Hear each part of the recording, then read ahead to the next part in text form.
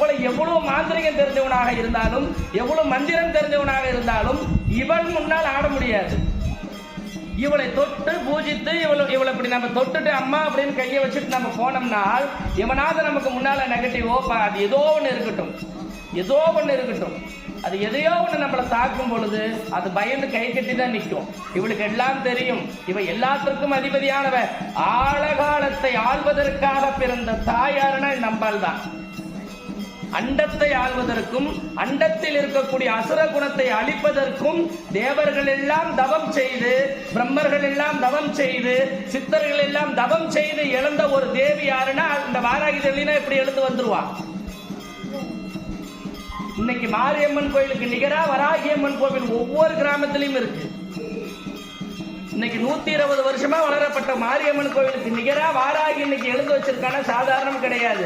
நாம நினைச்சிட்டு இருக்கோம் நாம எல்லாம் வர வைக்கிறோம், கிடையவே கிடையாது. ஏதோ ஒரு விஷயத்திற்காக அவன் அவதாரம் செய்திருக்கார். ஏதோ ஒரு விஷயத்திற்காக அவருடைய பக்தர்களை தேர்ந்தெடுக்கப்பட்டு தரிசனம் கொடுத்து வரங்களை கொடுத்து அவன் உயர்த்தி வச்சிட்டு இருக்கான். அது எந்த பிள்ளை வேணாலும் நடக்கலாம். அப்பேற்பட்ட புண்ணியமான ஒரு பூஜையில நடக்கும் பொழுது அந்த பூஜையை தரிசனம் செய்து தன்னை ஆராதித்து அந்த சரணாகதி